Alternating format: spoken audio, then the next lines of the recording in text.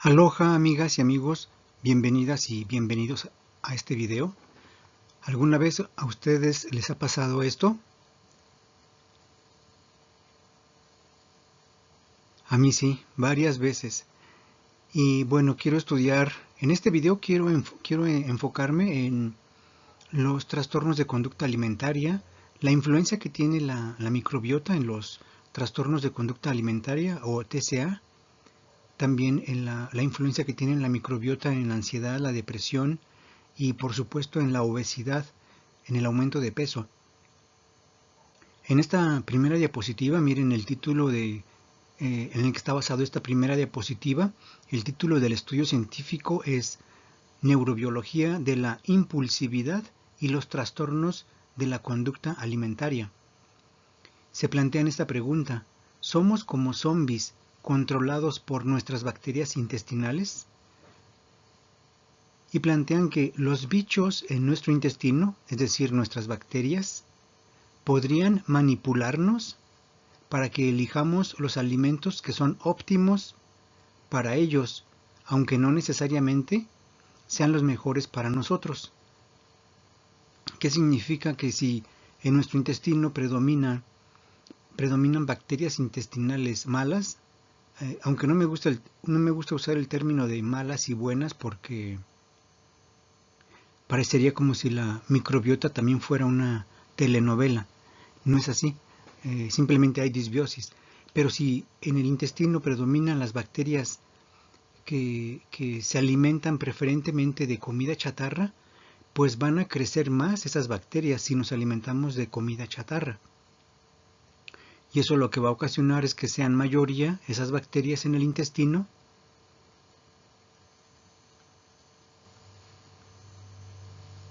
y como en el intestino lo que predomina es una verdadera democracia, la próxima vez que te dirijas a tu nevera o refrigerador o frigorífico como si fueras un zombie, debes tener en cuenta que el bocadillo que acabes eligiendo de tu refrigerador podría no estar totalmente bajo tu control o bajo tu decisión. Imagínense la implicancia, ¿no? Estamos controlados por bacterias. Nuestras decisiones alimentarias estarían controladas por las bacterias.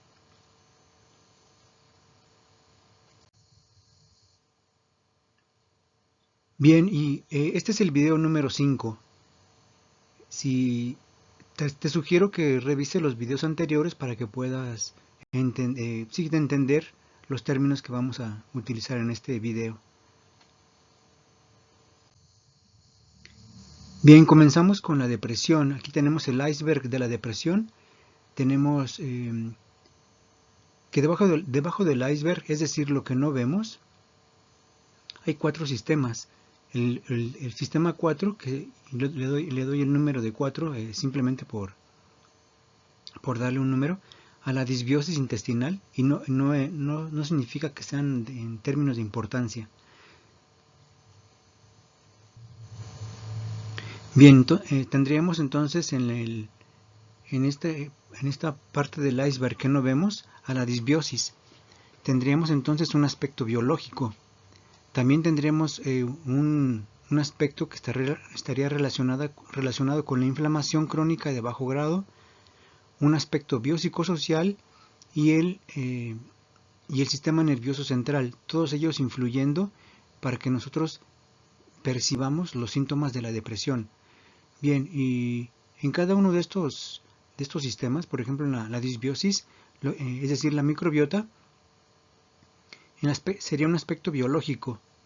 En el aspecto biológico lo que influyen son la microbiota, el eje HPA, hipotálamo pituitaria adrenal, el CRF, la hormona CRF, que es responsable de los síntomas físicos de la depresión, las citoquinas, responsables de los síntomas psíquicos y también físicos, el cortisol.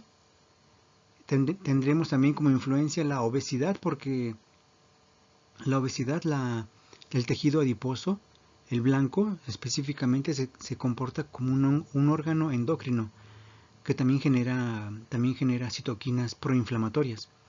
También influye en este aspecto biológico o sistema biológico la insulinoresistencia, si ya se tiene diabetes, etcétera.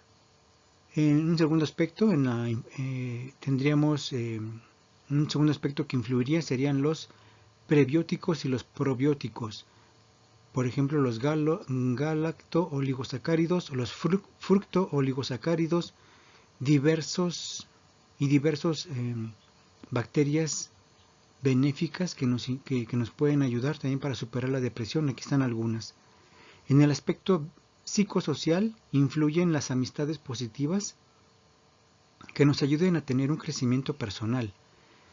Tenemos también, influye la hiperactividad prefrontal, que estaría relacionada con el altruismo, la modulación de la amígdala, y muy importante, la terapia cognitivo-conductual ya se puede considerar una terapia psicobiológica que nos puede ayudar para superar la depresión. Y por último tenemos en el sistema nervioso central pues la influencia de los neurotransmisores, por ejemplo, muy importante, la serotonina, la dopamina, la oxitocina, y tenemos también minerales como el hierro, el magnesio, las vitaminas como el complejo B, el omega 3, la vitamina B6, el gluten también influye. Y bueno, paso a la siguiente diapositiva. También aquí tenemos un iceberg. En este iceberg está representada nuevamente los diferentes sistemas con las diferentes, cómo operan cada uno de ellos para que nosotros tengamos los síntomas se presenten los síntomas de la ansiedad. Aquí estoy influyendo una ayuda que podemos tener con la fitoterapia, es la rhodiola rosea, la pasiflora, también la valeriana, etcétera. Hay mucha ayuda en la fitoterapia para que nos pueden ayudar para disminuir la ansiedad. Por supuesto tenemos también el GHPA que siempre va a estar influyendo, los probióticos que nos pueden ayudar, es decir, las bacterias benéficas. Aquí también están algunas de ellas, hay más. Y ahora pasamos a la diapositiva que representa el iceberg de los trastornos de conducta alimentaria. En este iceberg podemos ver que, en primer término, lo que quiero resaltar son la influencia de los neurotransmisores, por ejemplo, en el trastorno de la bulimia nerviosa, en donde la serotonina estaría regulando el apetito, también el humor, el control de los impulsos, y la dopamina estaría relacionada con la adicción a la comida. Mientras que en la anorexia nerviosa, la serotonina estaría relacionada con rasgos psicológicos como el perfeccionismo, la rigidez, los rasgos obsesivos, y también estaría influyendo la serotonina en la restricción alimentaria.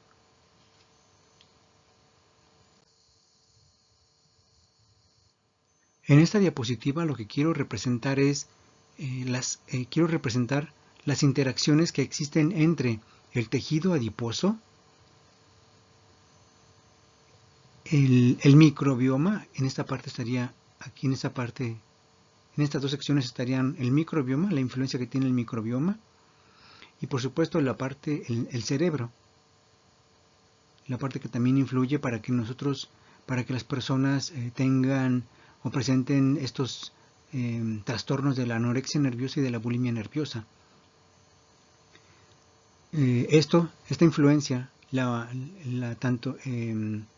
relación que existiría entre la microbiota, gut, y el tejido adiposo, contemplando en la microbiota los factores, por ejemplo, los diferentes metabolitos que influyen en la composición que dependen de la composición de la microbiota. Estaríamos hablando de, por ejemplo, los ácidos grasos de cadena corta, los flavonoides, que son fitonutrientes, el neurotransmisor GABA, que está relacionado con la calma, la serotonina, el triptófano, los metabolitos derivados del triptófano, la L-dopa, que es precursor de la dopamina en sí, y la noradrenalina, la adrenalina y el CLA, que es el ácido linoleico conjugado. Bien, esta unión de estos componentes o metabolitos de la microbiota, o que influyen en la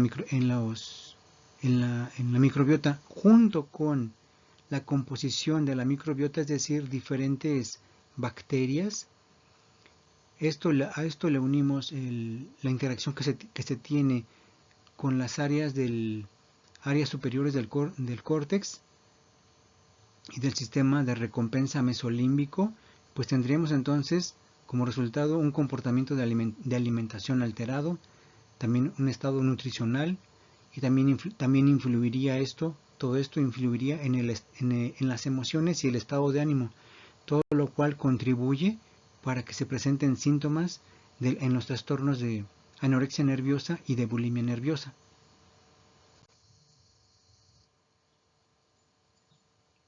En esta diapositiva lo que se representa es la relación que existe entre la microbiota, la diversidad de la microbiota, es decir, una disbiosis intestinal, y la obesidad. También se contemplan los aspectos de la función cognitiva de pensamientos, en donde interviene la disfunción del hipocampo. También cómo influye la disbiosis en los estados de ánimo, por ejemplo en la ansiedad, en las alteraciones sociales, en la sensibilidad al estrés y en la depresión. También se mencionan aquí a los probióticos, es decir, las bacterias intestinales benéficas.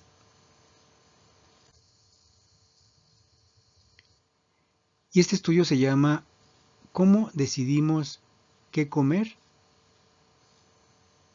y qué sistemas fisiológicos y neurobiológicos intervienen en esas decisiones? Ya empezamos a entrar en la materia de cómo la microbiota puede influir en nuestra alimentación, ¿verdad? En este punto dicen, en el punto B, las crecientes evidencias de la interacción intestino-cerebro. Se descubre que hay crecientes evidencias de la interacción intestino-cerebro y especialmente la influencia de la microbiota intestinal en la dieta, es decir, en lo que consumimos.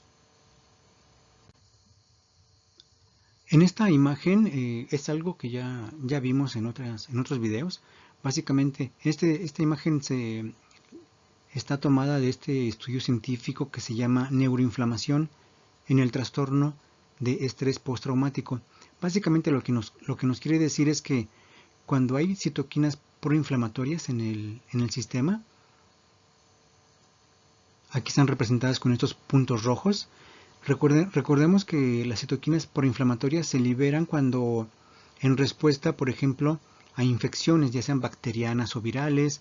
En respuesta al estrés oxidativo también liberamos citoquinas proinflamatorias. Por ejemplo, cuando hay una permeabilidad intestinal, cuando hay permeabilidad intestinal, hay una fuga de bacterias y toxinas que salen del intestino y entran en el torrente sanguíneo. Eso desencadena una respuesta inflamatoria sistémica. Esta respuesta inflamatoria sistémica, producida por las citoquinas proinflamatorias, evita que el triptófano se convierta en serotonina. Y cuando sucede eso, cuando hay una disminución de la producción de serotonina debido a que el triptófano se interrumpió porque hay citoquinas inflamatorias en respuesta a una condición inflamatoria sistémica, entonces al haber disminución de serotonina o de producción de serotonina a partir del triptófano, se van a presentar diversos trastornos, entre ellos los trastornos de conducta alimentaria, de la anorexia y de la bulimia. También va a haber una personalidad antisocial, el trastorno límite de personalidad, trastornos depresivos, trastornos obsesivo-compulsivos y el pánico. Todo esto, como estamos viendo, estos diversos trastornos emocionales y conductuales son producto de la reducción del triptófano que no se pudo convertir en serotonina. Bien, en ese estudio que se llama La riqueza del microbioma intestinal correlaciona con los marcadores metabólicos, se concluye que los individuos con una baja riqueza bacteriana se caracterizan por una mayor adiposidad general, una resistencia a la insulina, dislipidemia y un fenotipo inflamatorio más pronunciado en comparación con las personas que tienen una alta riqueza bacteriana intestinal. Y también se observó que los individuos que presentan obesidad y además tienen una menor riqueza bacteriana ganan más peso con el tiempo. En esta diapositiva quiero explicar brevemente el eje HPA. HPA por hipotálamo pituitaria adrenal. También se le conoce como HHA, de hipotálamo hipófisis adrenal. Bien, aquí lo que estoy haciendo es una analogía entre el funcionamiento del eje HPA y una estación de bomberos. El hipotálamo actuaría como la central de alarma de la central de bomberos. Cuando se detecta un incendio, es decir, estrés físico o emocional, se activaría la respuesta de emergencia. Es decir, el hipotálamo actúa evaluando las situaciones los estímulos que se presentan en nuestra vida. Cuando detecta un estímulo emocional estresante, puede ser el tráfico, puede ser que estamos apurados por terminar el deadline o el límite para entregar un trabajo en la escuela, ya sea en la escuela o ya sea en nuestro centro de trabajo. Bueno, el hipotálamo detectaría ahí que el hipotálamo actuaría como esa central que nos dice: estás en estrés, apresúrate. El hipotálamo lo que libera es la famosa hormona, la CRH, la hormona liberadora de corticotropina, o CRH, también conocida como CRF. Recuerden que el CRH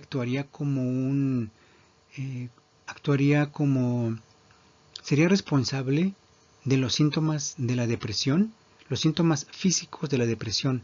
Recuerden también que el CRH en la distimia, en la anorexia nerviosa y en la depresión mayor está elevado, el CRH está elevado. Sin embargo, por ejemplo, en la fibromialgia y el síndrome de fatiga crónica, el CRH está disminuido y el cortisol está también disminuido. Bien, entonces el hipotálamo actúa como un evaluador del ambiente. Si existen estímulos si existe algún estresante emocional o físico, libera la hormona CRH.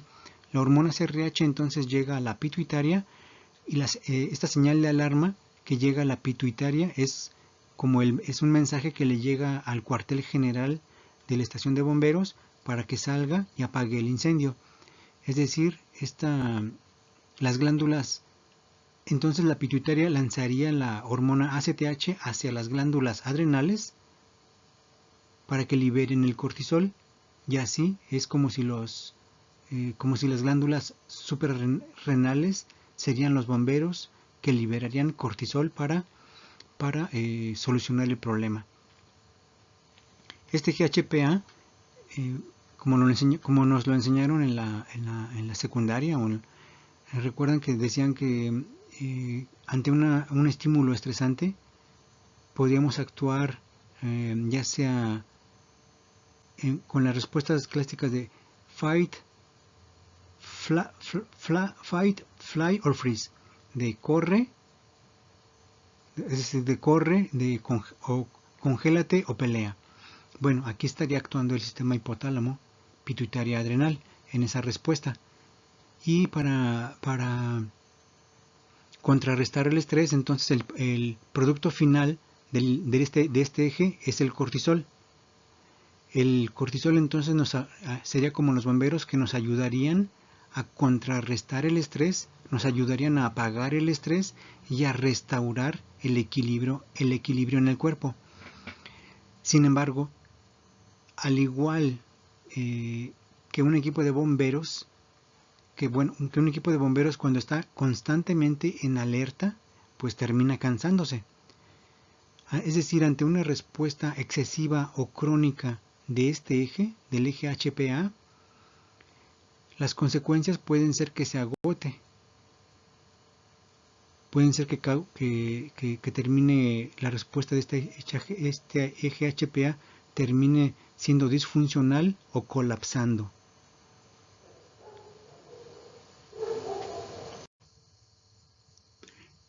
En esta diapositiva vemos que se estudia un artículo científico que se llama Impacto del estrés psicosocial en la salud. Lo que nos dice este estudio es que la hiperactividad del eje HPA y la secreción de hormonas que facilitan los procesos inflamatorios incrementan el riesgo de sufrir alguna enfermedad cardiovascular, depresión, y también puede contribuir al desarrollo de algunos tipos de cáncer. Vemos que la activación constante del eje HPA activa las glándulas suprarrenales y eso produce un cortisol elevado. Esto favorece el cortisol elevado, favorece el incremento de la adiposidad central, las complicaciones metabólicas, el incremento de la lipólisis, la acumulación de ácidos grasos circulantes, un estado inflamatorio en la obesidad y resistencia a la insulina. Todos estos son factores de riesgo para desarrollar diversas enfermedades, y todo surge por la activación constante de nuestro eje HPA.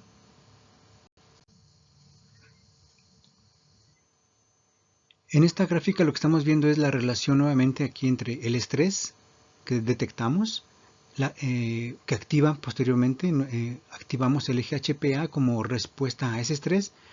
Esta activación del eje HPA va a alterar la función de la microbiota y va a tener como resultado una alteración del metaboloma.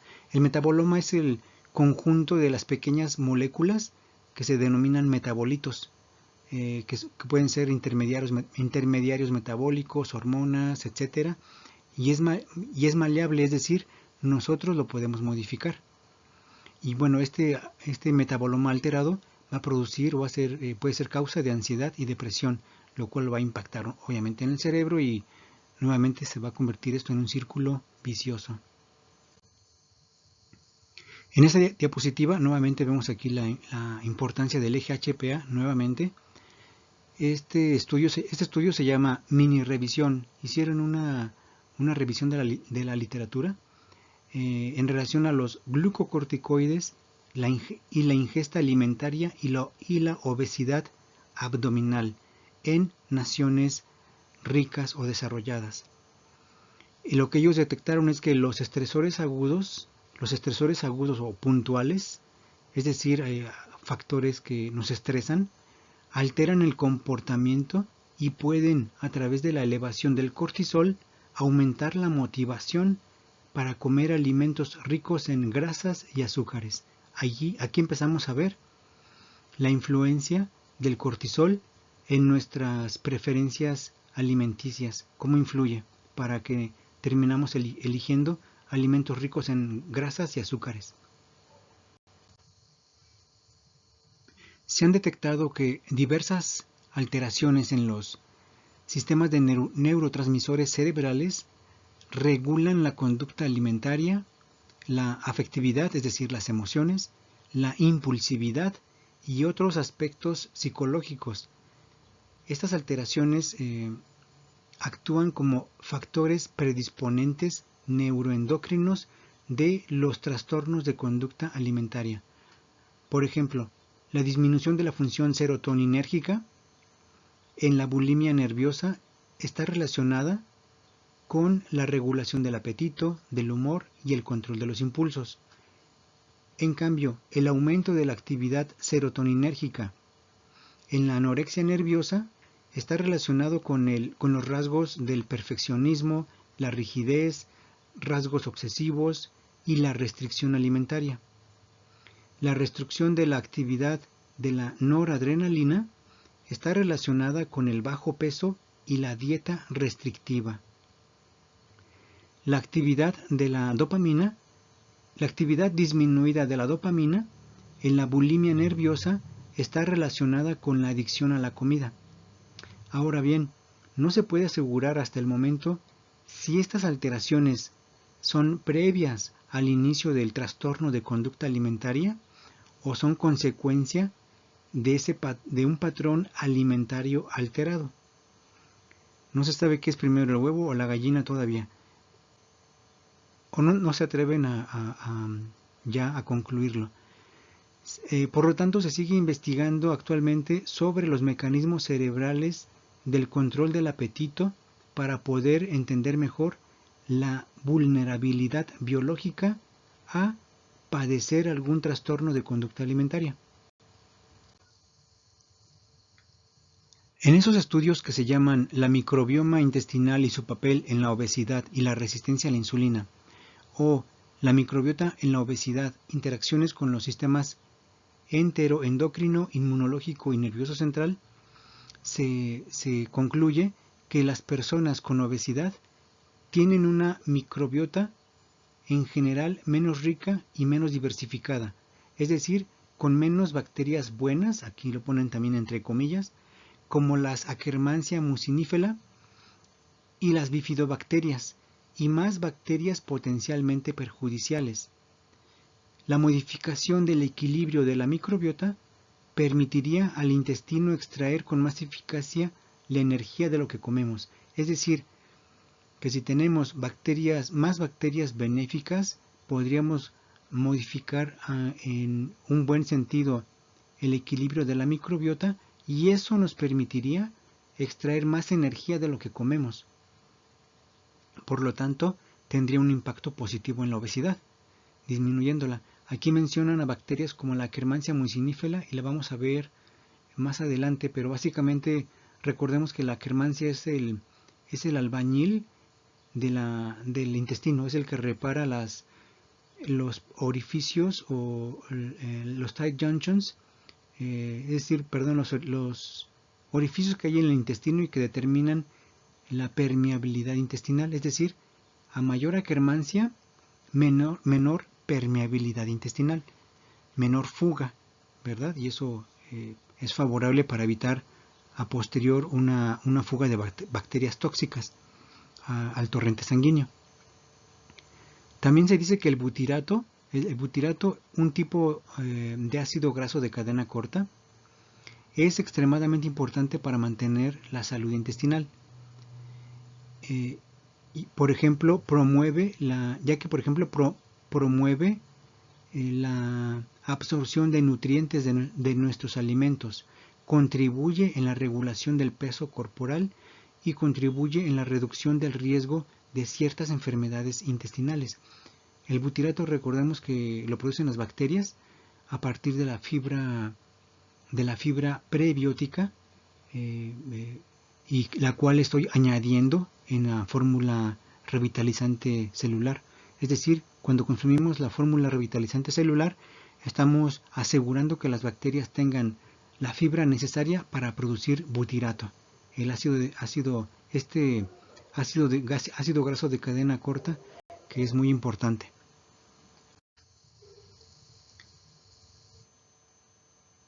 Relacionado a los trastornos de conducta alimentaria, algunos estudios especulan que los hábitos alimentarios poco saludables podrían deberse a las preferencias del microbioma intestinal y no, por ejemplo, a la falta o a una poca fuerza de voluntad.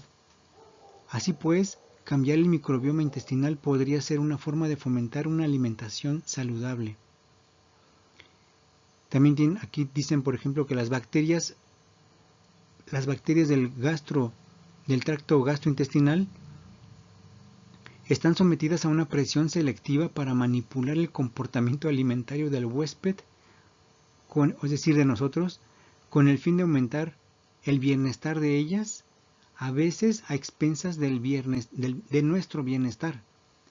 Y las bacterias pueden hacer esto a través de dos estrategias potenciales. Una, generando antojos de alimentos en los que ellas se especializan o que a ellas les gustan, o alimentos que suprimen a sus rivales o competidoras. Y también lo pueden hacer a través de inducir disforia, es decir, un estado de ánimo deprimido, hasta que comamos alimentos que mejoran el bienestar de ellas. En resumen, nuestras conductas alimentarias pueden estar influenciadas más de lo que pensamos por estos microorganismos, por estas bacterias o bichos. En pocas palabras, tenemos una microbiota egoísta. Es mi conclusión. ¿Qué nos está diciendo esto en resumen? Pues que las bacterias influyen en nosotros para que les demos de comer lo que a ellas les apetece, a través de generar antojos para que consumamos los alimentos que ellas prefieren, o a través de promover una disforia, es decir, un estado deprimido, un estado de ánimo bajo, hasta que nosotros consumamos lo que ellas prefieren. Pues es una especie de chantaje, ¿no? Una especie de chantaje por parte de la microbiota intestinal. Miren, también en este mismo estudio dice que se revisaron varios mecanismos potenciales para el control microbiano sobre el comportamiento alimentario de nosotros, incluyendo la influencia microbiana, es decir, de estas bacterias, en las vías de recompensa y de saciedad, es decir, en las vías dopaminérgicas. También en la producción de toxinas que alteran nuestro estado de ánimo, los cambios en los receptores, es decir, los receptores de los diferentes neurotransmisores, incluyendo también los diferentes receptores del gusto, también el secuestro del nervio vago, que es una autopista de comunicación entre la microbiota y el cerebro. Y dado que la microbiota es fácilmente manipulable mediante los prebióticos y los probióticos, también revisamos las pruebas de explicaciones alternas para los antojos y la conducta alimentaria insana. Y aquí vemos más gráficamente lo anterior. Vemos que estarían influyendo las bacterias en, por ejemplo, la producción de toxinas que alterarían el estado de ánimo. También alterarían los cambios en los receptores, incluidos los receptores de gusto. Aquí lo vemos en esta manera de influir como si fueran los hilos de un titiritero.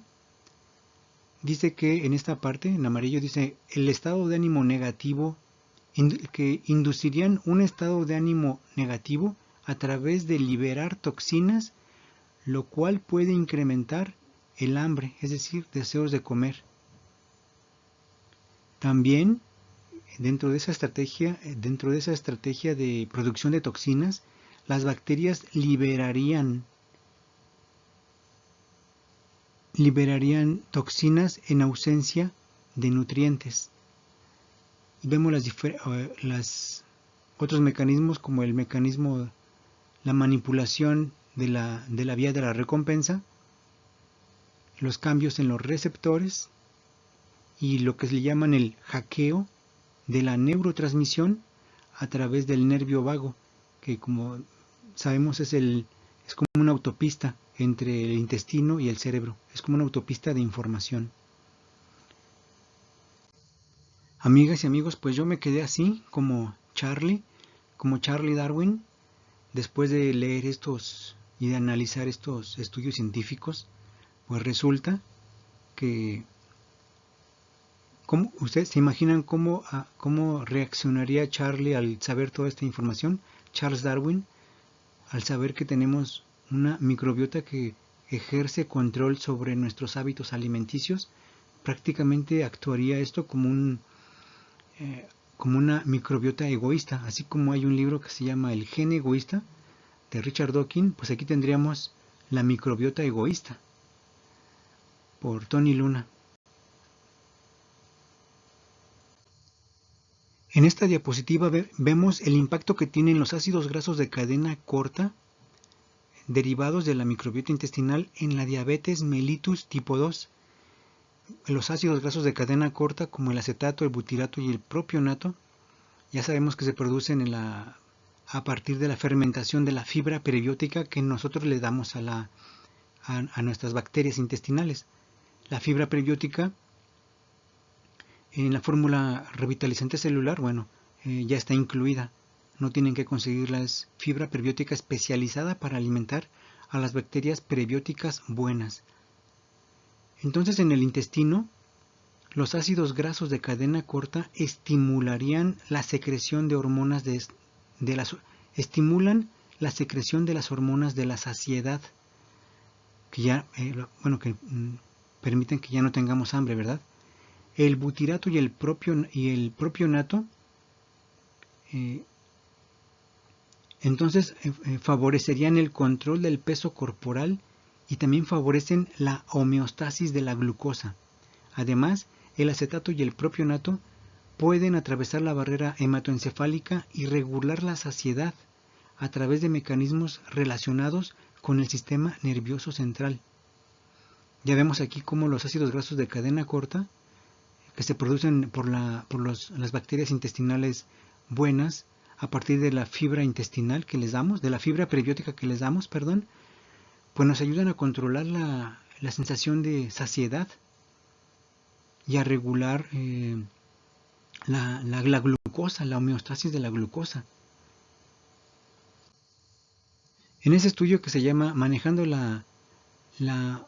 de la obesidad a través de polifenoles naturales, una revisión, vemos que la mayoría de los datos publicados indican que los compuestos fenólicos naturales pueden utilizarse para controlar la obesidad. Ya estamos empezando a entrar en materia de cómo la naturaleza es nuestra aliada para controlar la obesidad a través de los polifenoles que se encuentran en los diversos alimentos. Este estudio, que se llama Avances en el papel que tiene en el papel y los mecanismos de las bacterias acidolácticos para tratar la obesidad. Lo que se vio aquí es que los probióticos productores de GABA, del neurotransmisor GABA, pueden participar en la regulación del metabolismo de los lípidos y el control del apetito. Por ejemplo, Lactobacillus brevis, que es productor de GABA, que es un neurotransmisor que induce la calma y la tranquilidad, atenuó, es decir, disminuyó la hiperglucemia inducida por la diabetes. En este mismo estudio se vio que estos dos tipos de lactobacilos, el Lactobacillus brevis y el Lactobacillus brevis, estos números son específicos, pues nos ayudan también a prevenir la obesidad. Y en esta diapositiva lo que se llama la función de la Akkermansia mucinífera en la obesidad. Recordemos que la Akkermansia mucinífera es esta bacteria benéfica que actúa reparando los orificios de la barrera intestinal. Tiene varias funciones benéficas. Miren, la Akkermansia mucinífera, por ejemplo, nos ayuda en la reducción de la grasa. También nos ayuda a minorar la resistencia a la insulina. También en el metabolito de lípidos y en muchas otras cosas. Ya vimos que restaura los orificios que hay en la barrera intestinal.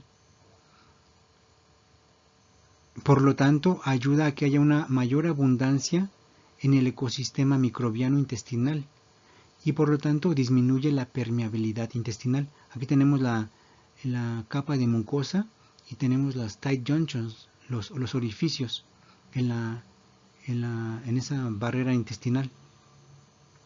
También tiene acá otros beneficios en la inmunidad. Bien, ¿y cómo podemos? Entonces, si la Akkermansia es tan importante, ¿cómo la podemos fortalecer? En esta diapositiva, se llama ¿Cómo fortalecer tu microbiota muconutritiva? Tenemos una microbiota muconutritiva y una microbiota protectora. En este caso, la Akkermansia mucinifera se alimenta de goma guar, de granada y específicamente de la cáscara de granada. Se alimenta también, le gusta el almidón resistente, es decir, del plátano verde. También está contenido, el plátano verde en polvo está contenido en la fibra, es excelente el plátano verde. También se alimenta de ciertos polifenoles, entre ellos pues el ácido elágico de la granada, de la cáscara de granada. Se alimenta de fibras, le gustan los galacto-oligosacáridos, los silo-oligosacáridos y los fructo-oligosacáridos. También le gusta la inulina, le gustan los betaglucanos de los hongos, le gustan los mucílagos, le gusta el garbanzo, el ácido elágico que está contenido en la granada y en otros fitonutrientes. Le gusta la pectina, le gusta el té verde, también por el ácido elágico, le gusta la curcumina y los berries. También los berries contienen ácido elágico. Bueno, todo esto alimenta, le gusta a la Akkermansia mucinifera. Ella, a su vez, bueno, tiene muchos beneficios, entre ellos que produce ácidos grasos de cadena corta que alimentan a nuestras mitocondrias. Y también tendremos una microbiota protectora, aquí están, que constituye el 60 al 90% del total de la microbiota y se alimenta de esto, de la inulina, de los fosfos, etc. Y esta microbiota protectora nos ayuda a producir ácidos grasos de cadena corta, vitaminas del grupo B, la vitamina K, ácido ascórbico y a su vez favorece el crecimiento de la microbiota muconutritiva, es decir, de esta. Hay una retroalimentación, es decir, que cuando alimentamos a unas bacterias, los metabolitos de estas bacterias benéficas van a alimentar a otras bacterias benéficas. Y miren aquí en esta diapositiva se ve cómo, en este estudio se ve cómo la Akkermansia mucinifera también nos ayuda para reparar las fracturas en los huesos a través de varios mecanismos. Bueno, y en esta diapositiva ya brinco a analizar el AMPK, porque el AMPK juega un papel clave en numerosos procesos celulares. Por ejemplo, tiene un efecto neuroprotector. Por ejemplo, el AMPK está relacionado con la biogénesis mitocondrial, es decir, con la generación de más mitocondrias.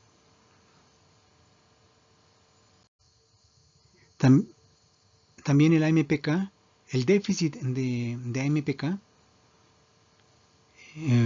que llevaría a una resistencia a la insulina o a una inflamación, el déficit de AMPK estaría relacionado con enfermedades como la diabetes, la hipertensión, ciertos tipos de cáncer, con el hígado graso no alcohólico, con el síndrome de ovario poliquístico, con la enfermedad de Alzheimer, con la dislipidemia, con las enfermedades, con la arteriosclerosis cardiovascular y con otras más, con muchas más.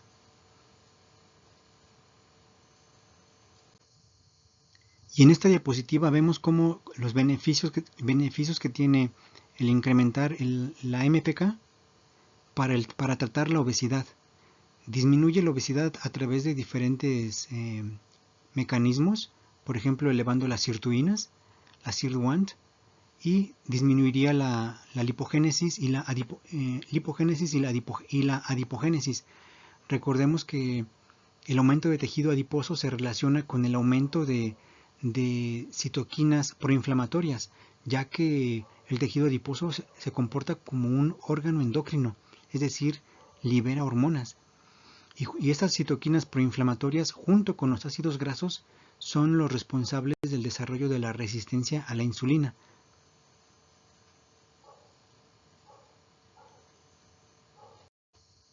Y en esta diapositiva está representada los beneficios que tienen la activación de la AMPK, los beneficios de activar la AMPK en la obesidad. Por ejemplo, activar la AMPK aumenta la captación de glucosa. Al activar la AMPK, aumenta la captación de ácidos grasos, aumenta el flujo sanguíneo, aumenta la beta oxidación de ácidos grasos y aumenta la mitofagia y la autofagia. También activar la AMPK disminuye la síntesis de colesterol, la síntesis de glucógeno, disminuye la insulinoresistencia, disminuye el crecimiento tumoral y disminuye la inflamación. Recordemos que cuando hay insulinoresistencia, no hay captación de ácidos grasos y tampoco hay captación de glucosa. En esta diapositiva también vemos otras maneras de activar la AMPK por la restricción de calorías, es decir, por el ayuno, por la exposición al frío, por los polifenoles, es decir, activando las sirtuinas, y por los ácidos grasos omega 3. Sin embargo, lo que dice aquí, la mejor manera de activar la AMPK es a través de los polifenoles hidrosolubles. Bien, amigas y amigos, aquí les quiero dar una combinación. Esta combinación de alimentos se debe de consumir al día. Esto nos va a ayudar a reducir la obesidad. Tenemos que consumir al día té verde. Específicamente la sustancia que ayuda pues serían, entre otras propias del té verde, el ácido elágico, entre otras, pero importante el ácido elágico. Con una taza de té verde al día estaría bien. También en el mismo día consumir media taza de berries o polvo liofilizado, 6.5 gramos al día. Eso ya lo tenemos en la fórmula revitalizante celular. Ahí está. Si tú consumes 6.5 gramos o el equivalente a media taza medidora que incluyo en la fórmula revitalizante, ahí va incluida la taza medidora o el scoop. Medio scoop equivalen a 6.5 gramos. Eso al día, con eso tienes para cumplir este requerimiento de polifenoles. Después, consumir quercetina. La quercetina está contenida en los diferentes tipos de cebollas o en las manzanas. Puedes consumir una de las dos, o manzana o cebolla.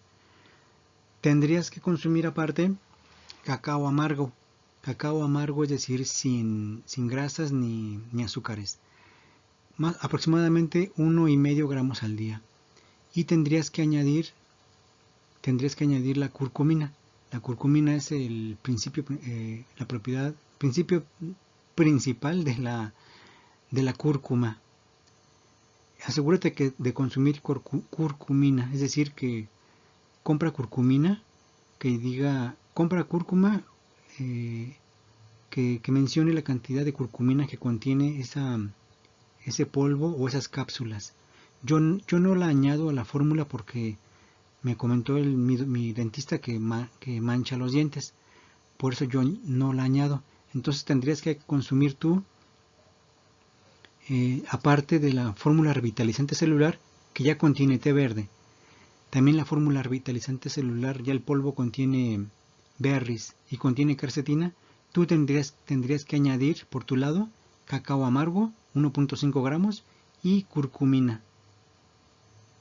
Y con eso te ayudaría a disminuir el sobrepeso u obesidad. Esta es una fórmula que funciona realmente. Pero es la combinación puntual al día. No significa que los consumas todos al mismo tiempo, sino durante el día puedes consumir todos estos, o debes de consumir todos estos, para que te ayuden a disminuir la obesidad. Por cierto, también esta diapositiva se me olvidó añadirla en los anteriores videos. También son los ingredientes. El amalaki es uno de los ingredientes de la fórmula revitalizante celular, que es considerado, el amalaki es considerado un adaptógeno también. No sé si se ha reconocido internacionalmente, pero tiene funciones adaptógenas. Ayuda a proteger la piel del estrés oxidativo, favorece el sistema inmunológico y mejora la capacidad del cuerpo para absorber los diferentes nutrientes de los alimentos. Y también otro ingrediente de la fórmula revitalizante celular que ya lo incluí, es el maqui berry. El maqui berry es rico en antocianinas y polifenoles y es uno de los berries más ricos en antioxidantes. Este es originario de la Patagonia y de Chile. Pero ya está incluido, no tienes que conseguirlo, ya está incluido en la fórmula revitalizante celular. Esta diapositiva es un bonus, es un regalo que les quiero hacer. En esta diapositiva vamos a ver, hay muchos estudios que corroboran la eficacia de esta combinación de moléculas. Las moléculas de ácido elágico, la polidatina, pterostilbeno, onoquiol y estos 3 minerales. Estos estudios, aquí tengo solamente 2 estudios, pero si entran en cualquiera de esos estudios, van a encontrar más estudios que corroboran que esta combinación funciona. ¿Y en qué funciona? Esta combinación hace una sinergia que permite, miren, en ese estudio dice, por ejemplo, polifenoles y micronutrientes reducen la adipogénesis y promueve el oscurecimiento del tejido adiposo blanco mediante la activación de la AMPK. Ok, ¿qué significa? Significa que esta combinación nos va a permitir transformar o convertir el tejido adiposo blanco en tejido adiposo marrón. Sabemos que el tejido adiposo blanco actúa como un órgano endocrino que libera citoquinas proinflamatorias. También, por ejemplo, secreta, el tejido adiposo blanco también secreta el factor de necrosis tumoral, la interleuquina 6, entre otras. Bueno, esta combinación permite transformar el tejido adiposo blanco en tejido adiposo marrón. Lo activa. Ok,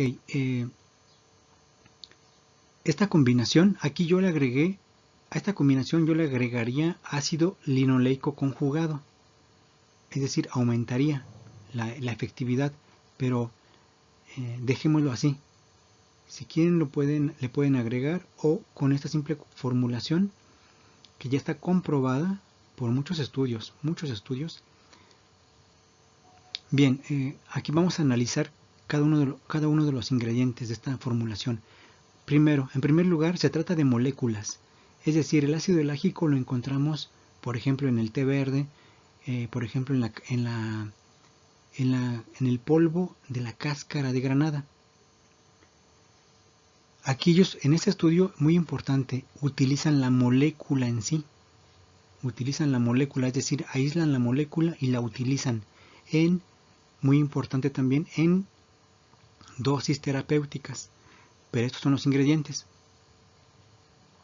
Ácido elágico de la granada o de otros polifenoles, por ejemplo, del té verde, etc. Aquí está la molécula del ácido elágico. La molécula de la polidatina, que está contenida en la cáscara de las uvas. El pterostilbeno, que está en los berries, en muchos berries. Ya lo tengo yo añadido, el pterostilbeno, en la fórmula revitalizante. Ya no tendrías que conseguirlo. Ya aquí lo tienen. El que sí tendrían que conseguir es el onoquiol. El onoquiol es fácil de conseguir, en Amazon lo venden. Y la fuente del onoquiol es la Magnolia officinalis. La Magnolia officinalis tiene en la corteza, tiene onoquiol y tiene magnoliol. Ambos, el onoquiol y el magnoliol, actúan en conjunto en el sistema nervioso central para disminuir la ansiedad, disminuir las alteraciones del sueño, disminuir los estados depresivos y como neuroprotección, son neuroprotectores. Bien, Tendríamos que conseguir entonces el Onoquiol que, como les digo, lo pueden comprar en Amazon. Bien, analicemos cómo funciona esta fórmula. Se ha descubierto, los chinos descubrieron que las fórmulas herbales funcionan como un reino o como un imperio. En el reino gobiernan el rey y la reina, obvio, y a través de ministros. Y los ministros apoyan en diferentes departamentos a su vez. Bueno, en esta fórmula el ácido elágico y las diferentes moléculas actúan como si fueran los reyes de la fórmula. Son los diferentes, digamos, los factores principales, los ingredientes principales de la fórmula. Y se van a ver, los vamos a apoyar con el zinc, el selenio y el cromo. Todo esto en conjunto va a favorecer una disminución del tejido adiposo blanco, porque se va a convertir en tejido adiposo marrón. El tejido adiposo marrón nos va a permitir obtener energía más fácil, y eso va a favorecer que disminuya la obesidad. En este estudio dice que al actuar de manera sinérgica también pueden contrarrestar estos ingredientes, estas moléculas pueden contrarrestar los procesos nocivos relacionados con la enfermedad del Parkinson, al reducir la liberación de citoquinas proinflamatorias, también al mitigar los mecanismos de apoptosis y disminuir la oxidación. Bien, aquí está esta combinación súper comprobada para disminuir la obesidad. Aquí se las dejo. Y ahora en estas siguientes diapositivas damos un brinco y vamos a revisar cómo influyen los diferentes neurotransmisores, en este caso la dopamina, en la obesidad. Miren, en este estudio dice dulce dopamina, preferencias de sucrosa relacionadas de manera diferencial a una región del cerebro, que es el estriado. Es una parte de D2, es un receptor de dopamina, que está relacionado, este receptor en esa parte del cerebro, en el estriado, está relacionada con la obesidad. Bien, ¿qué nos dice ese estudio? Dice, creemos haber identificado una nueva anomalía en la relación entre la respuesta de recompensa a la alimentación y la dopamina en el cerebro, en los individuos con obesidad. En este otro estudio que se llama, bueno, aquí está el nombre, que están relacionando el reloj biológico, están encontrando que hay una relación entre el reloj biológico, el snacking, o sea, el consumir los antojos o los snacks, ¿verdad? La sobrealimentación, la dopamina y la obesidad. Todo esto está relacionado. Bien, dicen los autores del estudio que la dopamina en el cerebro es capaz de gobernar el ritmo circadiano que organiza los horarios fisiológicos habituales, como la hora de comer, la hora de dormir, entre otros. También dicen que los alimentos ricos en grasa y azúcares estimulan la dopamina, lo que da sensación de placer y por consiguiente cambia los hábitos alimenticios. Y en este otro estudio vemos que la acetilcolina, la noradrenalina, la dopamina y la serotonina están implicadas en una amplia gama de trastornos psiquiátricos, y que estos neurotransmisores también modulan los centros de alimentación en el hipotálamo. También nos dice que las dos principales hipótesis de los neurotransmisores de la obesidad afirman que el aumento de la ingesta de alimentos se debe en parte a la disminución de la recompensa, que está mediada por la dopamina, y a la disminución de la retroalimentación homeostática, que está mediada por la serotonina en respuesta a la ingesta de alimentos. En este estudio se vio que los individuos con obesidad muestran una disminución de la liberación de la dopamina en áreas del cerebro que regulan aspectos motivacionales de la ingesta de alimentos. Vemos cómo la obesidad y el cerebro, las respuestas obstinadas a la dopamina, obstaculizan la pérdida de peso. Otro nombre elegante para un estudio científico. Miren, en este estudio también muy interesante, que se llama El ascenso y la caída de la dopamina, un modelo de 2 etapas en el desarrollo y arraigo de la anorexia nerviosa. Lo que estamos viendo en esta diapositiva son las 2 etapas. La primera etapa es la etapa del desarrollo de la enfermedad de la anorexia nerviosa, y la segunda etapa es cuando se arraiga la enfermedad o se afianza la anorexia nerviosa con sus diferentes conductas. En la primera etapa vemos que el eje HPA se activa en esta primera etapa de desarrollo. Vemos una activación del eje HPA que activa a su vez este aumento en la actividad del eje HPA inducida por el estrés, pues induce un aumento en la señalización de la dopamina en una parte específica del cerebro que es el mesencéfalo. Y esto establece comportamientos los comportamientos, las conductas en la anorexia nerviosa. Okay, esa es la primera etapa. En la segunda etapa, cuando hay una sobreactivación del eje HPA, va a resultar en una cascada de señales que van a terminar en una función deteriorada o disminuida de la dopamina. ¿Por qué? Porque se pasó de una estimulación aguda a una estimulación o actividad crónica del eje HPA. Eso produjo una serie de cascadas, lo cual resulta terminando por afectar o deteriorar la dopamina, la función de la dopamina, y además termina afectando al BDNF.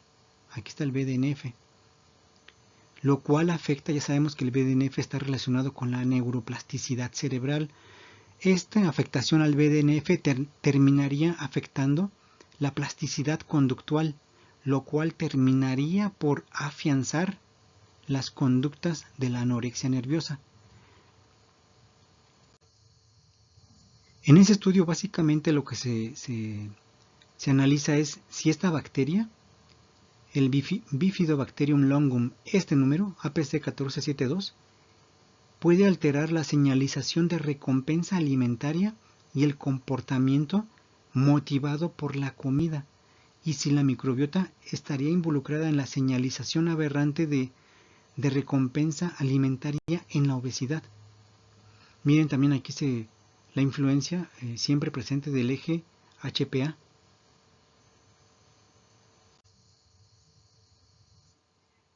En este estudio básicamente se analiza que las vías dopaminérgicas tienen un papel importante en la regulación del apetito y los comportamientos alimentarios. También son importantes en la inflamación, y por todo lo anterior se sugiere que la regulación dopaminérgica influye o está asociada a la obesidad. La regulación de la dopamina estaría asociada a la obesidad.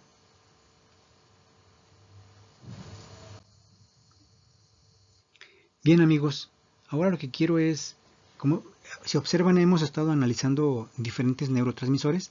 Necesitamos para los siguientes videos analizar, en los siguientes videos voy a analizar los diferentes neurotransmisores y cómo están relacionados con los diferentes rasgos de personalidad.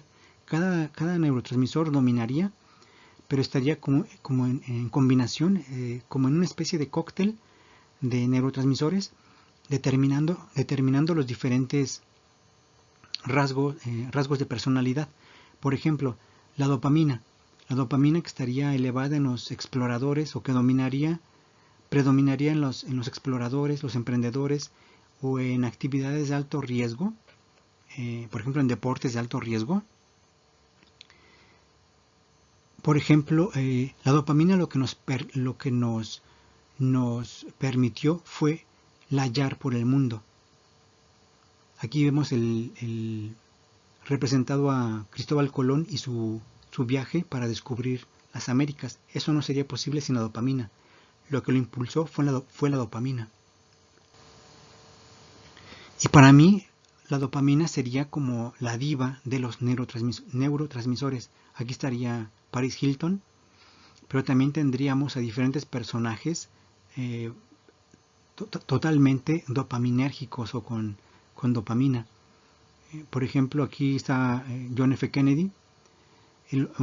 Los exploradores tendrían también, dominaría la dopamina, y esto está relacionado con diferentes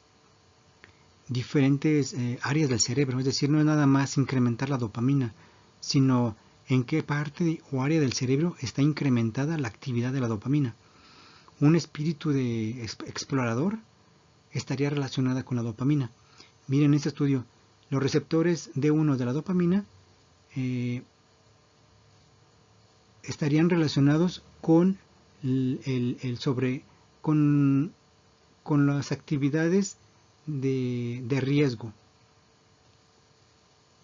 Hay una teoría muy fascinante que habla de cómo las diferentes muertes de los diferentes Kennedys estaría relacionado con la dopamina, porque en una parte de su cerebro, esto sería algo genético, en un área específica de su cerebro los impulsaría la dopamina que activa áreas específicas del cerebro y que es algo que se hereda genéticamente, estaría influyendo para que los diferentes Kennedys a lo largo de la historia se arriesgaran y tomaran acciones o conductas de alto riesgo, lo cual terminó en tragedia y terminó con sus vidas en muchos de ellos.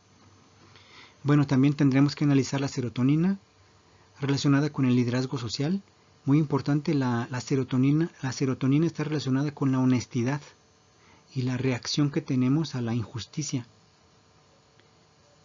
También estaría relacionada con la regulación en la cognición social, es decir, en cómo nos comportamos socialmente, nuestros pensamientos acerca de la socialización. También la serotonina moldearía los juicios morales y el comportamiento. Pasando a la noradrenalina, que se llama también norepinefrina, estaría relacionada con el trastorno límite de personalidad y estaría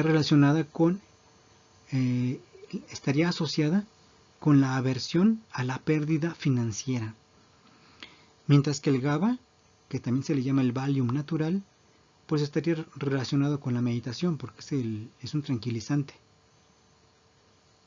Bien, esto lo vamos a revisar en los siguientes videos. Y en esta diapositiva lo que vemos es el equilibrio. Miren, un equilibrio que es de esta manera, un equilibrio en la relación entre los diferentes neurotransmisores. Cuando movemos uno, cuando alteramos uno, imagínense todo lo que estamos cambiando en el cerebro. Estamos cambiando a todos los demás, estamos alterando a todos. Por eso se dice que cuando el cerebro segrega demasiada cantidad de uno de estos neurotransmisores, se puede anular la función de otro neurotransmisor. Por ejemplo, alguien puede estar muy deprimido o acelerado a causa de la acción de varios neurotransmisores. También esto nos ayuda, por ejemplo, a ponderar que es mejor tomar suplementos o plantas que actúen en diversos neurotransmisores, que favorezcan un equilibrio, a solamente tomar un suplemento que actúe sobre un neurotransmisor. Eso, pues miren lo que ocasiona, altera a los demás neurotransmisores. Debe de haber un equilibrio perfecto para que para que nos sintamos funcionales, para que seamos funcionales y para obtener resistencia fisiológica y psicológica. Porque si movemos solo uno, movemos a los demás. Y después para regresar al estado homeostático natural, equilibrado, ahí les cuento, es muy difícil. Como les comento, vamos a ver los neurotransmisores en los siguientes videos, porque están relacionados en las bases neurales de la toma de decisiones. Es decir, miren, los diferentes neurotransmisores, por ejemplo el glutamato y el GABA, estarían relacionados con la percepción inmediata del estrés.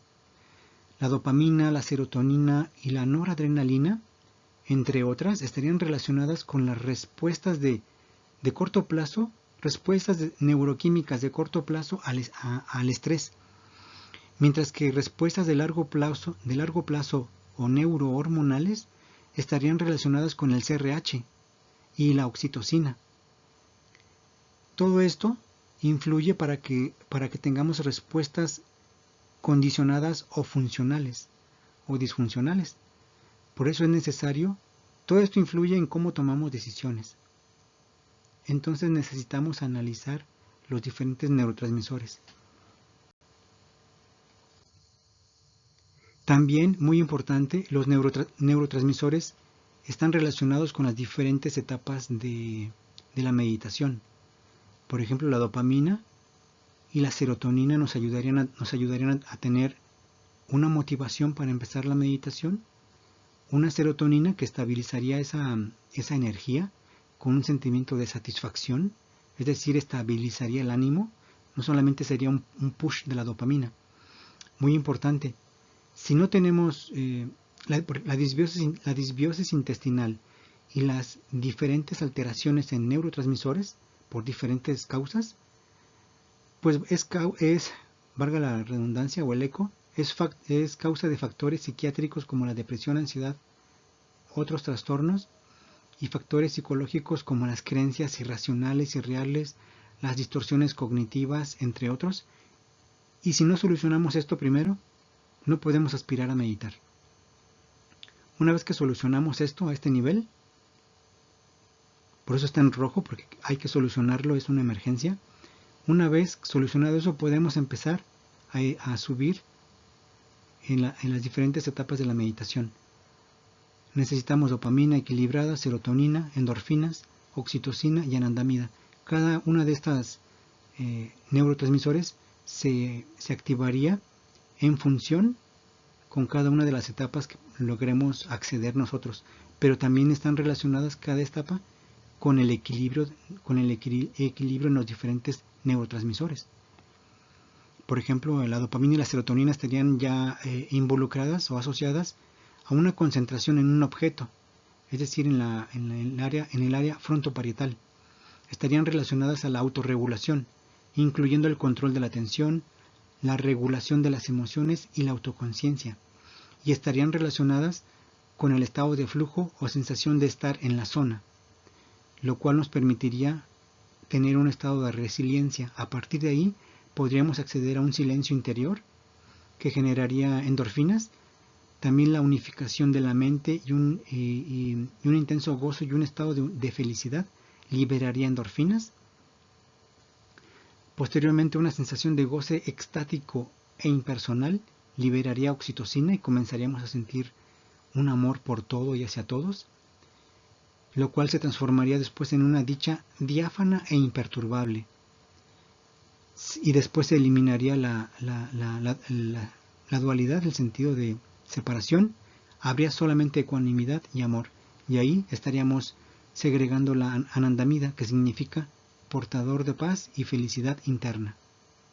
Estas etapas de la meditación yo las fui analizando y conjuntando.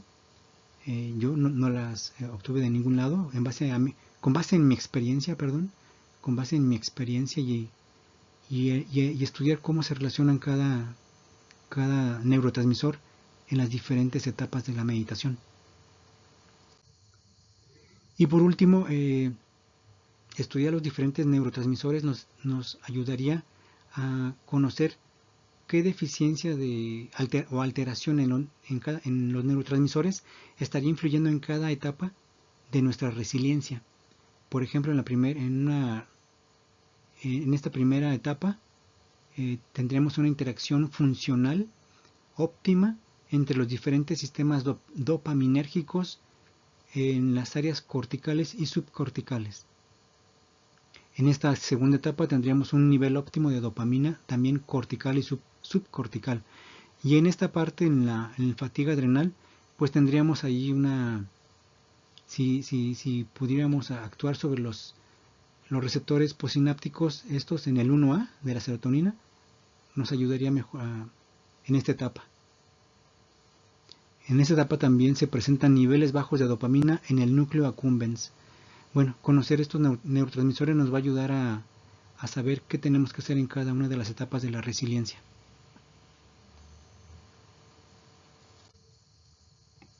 Bien amigos, pues este fue el video. Espero les haya gustado. Hagan sus comentarios, por favor. Espero que este video les ayude también para tratar con los diversos trastornos de conducta alimentaria. No significa que tengamos ya un trastorno que sea diagnosticable y que nos tengamos que ver a un psiquiatra, sino que nos puede ayudar a prevenir estos trastornos de conducta alimentaria como los atracones, el picar entre comidas. Toda esta información nos ayuda para mantener una conducta alimentaria saludable. Bueno, deseo que este video sea de beneficio para todos los seres sintientes. Muchas gracias por su atención y haber llegado al final de este video. Nos vemos en un siguiente video y yo voy a seguir comiendo.